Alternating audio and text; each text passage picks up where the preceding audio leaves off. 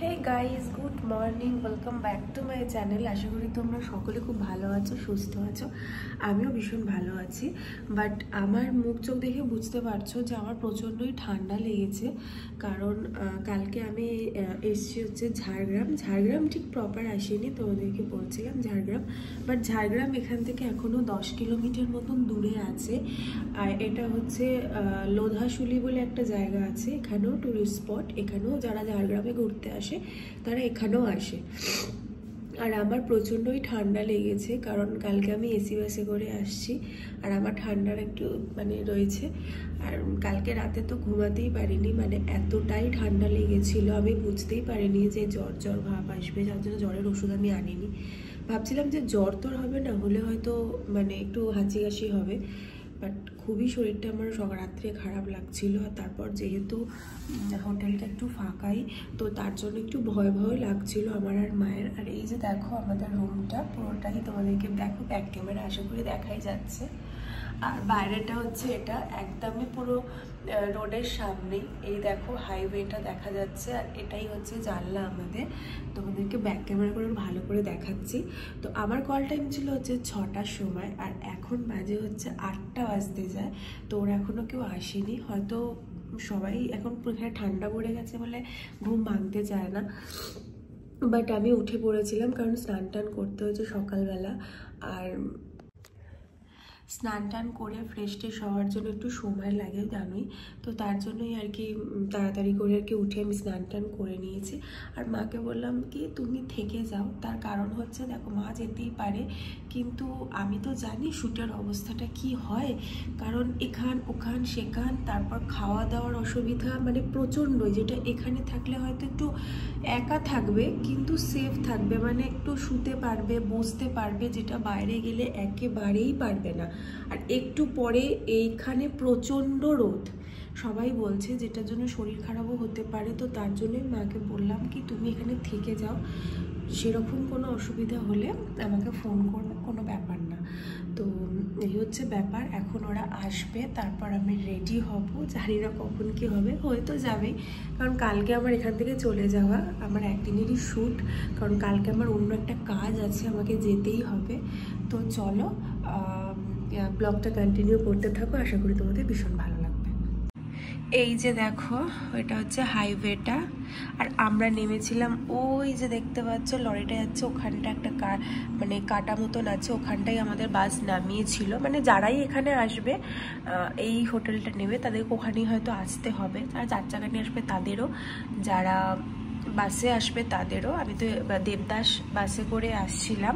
কত কি ভাড়া নিয়েছে সেটা পরে জানাবো, কারণ আমি জানি না। কারণ যিনি প্রডিউসার ছিলেন উনি আর কি অ্যাকচুয়ালি, জানো তো তোমরা, কাজের ক্ষেত্রে উনি সবটাই প্রোভাইড করা হয়।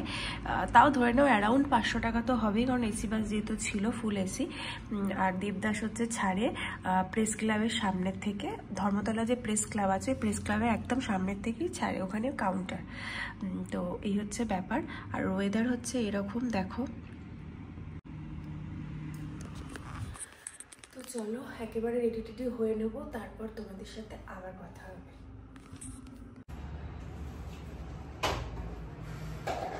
আমার যেতে হবে না তো?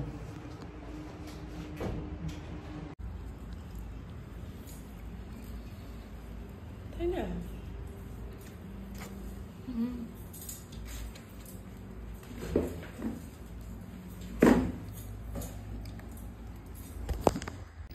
তো তোমরা তো দেখতেই পেলে যে আমাদের ব্রেকফাস্ট করা হয়ে গেছে। আর ফার্স্টে ভেবেছিলাম মাকে হোটেলেই রাখবো, কিন্তু তারপরে আমাদের ওটা চেক আউট করে চলে আসতে হয়েছে।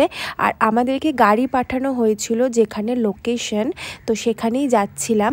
তো তারপরে মা আমি গাড়িতে উঠে পড়েছিলাম।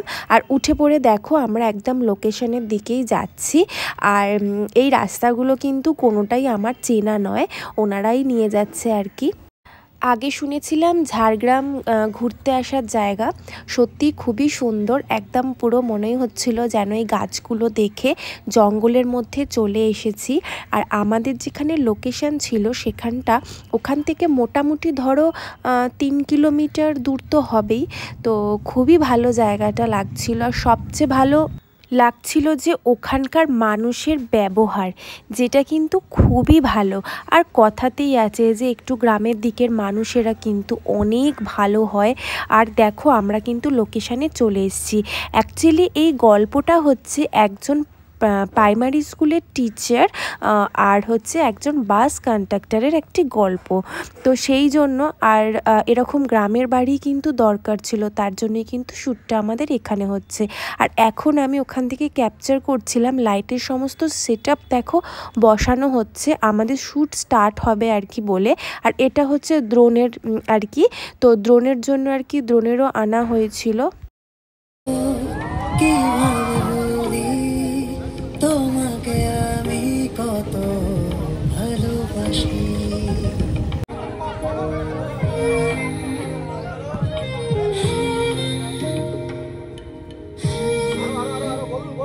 তো ওই লোকেশন কমপ্লিট করে আমরা কিন্তু চলে যাচ্ছি অন্য লোকেশানে। বাই দ্য ওয়ে, গানটা কে গেয়েছে সেটা কিন্তু সাসপেন্স, সেটা কিন্তু তোমাদেরকে পরে জানাবো। তোমাদের খুবই চেনা, বাট এখনই বলবো না। এদিকে তাকাও, হাত দেখাও।